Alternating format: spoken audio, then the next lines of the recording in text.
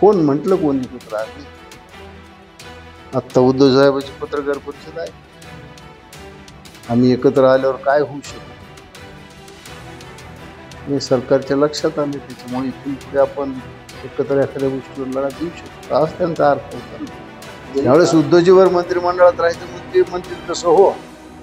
आज माननीय मुख्यमंत्री फडणवीस साहेब जसं हो म्हणतील तसं हो. ही दोन भूमिका दोन्ही ठिकाणी एकनाथ शिंदेच्या एकच. आता हे नेमकी कशामुळे समिती नेमली काही कळायला मार्ग नाही. पण कुठल्याही परिस्थितीत इयत्ता 1ली ते 5वी तिसऱ्या भाषेची सक्ती आम्ही सहन करणार नाही. उद्धव ठाकरे, उद्धव ठाकरे आणि राज ठाकरे संयुक्त मोर्चा काढला ते हिंदी भाषेचं जी आहे त्याच्या विरोधात. परंतु आता तो मोर्चा रद्द करण्यात झालाय, तर आपली काय प्रतिक्रिया?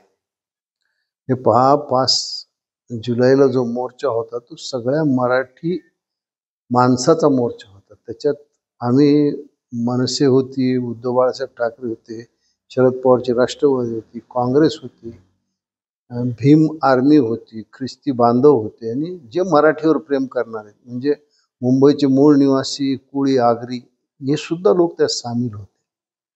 आणि या सगळ्या गोष्टी लक्षात घेऊन सरकारने दोन्ही GR म्हणजे हिंदीच्या सक्तीचा आणि त्रिभाषी सूत्राचं दोन्ही GR रद्द केले असं माननीय मुख्यमंत्री आणि दोन्ही माननीय उपमुख्यमंत्री यांच्या उपस्थितीत माननीय एकनाथजी शिंदेने निर्णय सांगितला. पण तरीही एक त्याच्यात मेख त्याने अशी ठेवली की डॉक्टर नरेंद्र जाधव यांची एक समिती नेमली आणि त्या समितीचा अहवाल आल्यानंतर पुन्हा आम्ही विचार करू काय करायचं. आता हे नेमकी कशामुळे समिती नेमली काही कळायला मार्ग नाही. पण कुठल्याही परिस्थितीत इयत्ता 1ली ते 5वी तिसऱ्या भाषेची सक्ती आम्ही सहन करणार नाही. नाही, आत्ताचा हा निर्णय आलाय. आमचे सगळे मुंबईत ज्येष्ठ नेते बसतील आणि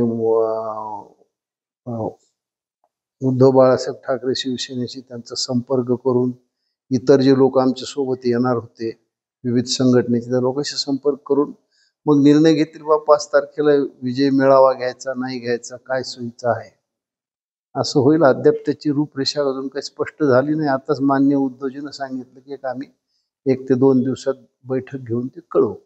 भाजपला मुख्यमंत्री आहेत त्यांनी असं म्हटलंय की अजून समितीचं जे आहे त्यांच्या काळातच होती समिती आणि आता तो रद्द केलाय.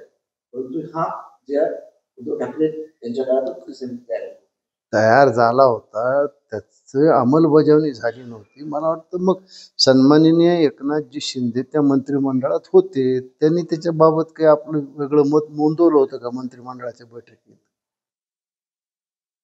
त्यामुळे त्या निर्णयाच्या ह्याच्यापासून एकनाथजी शिंदेची सुटका कशी होईल? ते त्यावेळेस शिवसेनेत होते, उद्धव साहेबांच्या मंत्रिमंडळात होते.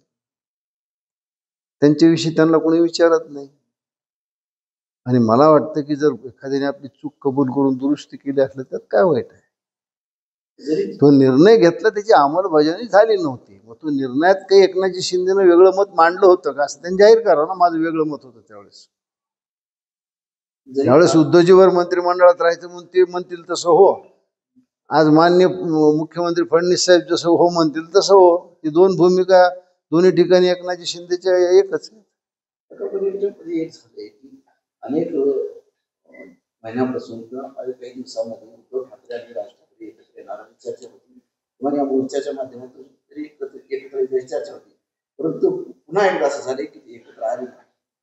कोण म्हणलं एकत्र आले? कोण म्हटलं कोण एकत्र आले नाही? आत्ता उद्धव साहेबांची पत्रकार परिषद आहे का? आम्ही एकत्र आल्यावर काय होऊ शकतं हे सरकारच्या लक्षात आले. त्याच्यामुळे इथून पुढे आपण एकत्र एखाद्या गोष्टीवर लढा देऊ शकतो, आज त्यांचा अर्थ होता ना. एकत्र येऊ दिलं ना असं कसं म्हणतात? एकत्र आलोच होतो ना. त्याच्यामुळे मराठी माणसाच्या एकजुटीला पाहून निश्चित. कारण कसं आहे की शासन आहे, त्यांच्याकडं गुप्तहेर संघटना आहे, त्यांचे काही त्यांना अहवाल गेले असतील. विविध शहरातून अहवाल गेले असतील. त्याच्यामुळं कदाचित सरकारने हा निर्णय वापस घेतला असेल, पण समितीच्या रूपाने एक गोष्ट मागे तशी ठेवली. पण कुठल्याही परिस्थितीत आम्ही तिसऱ्या भाषेची सक्ती इयत्ता 1ली ते 5वी होऊ देणार नाही.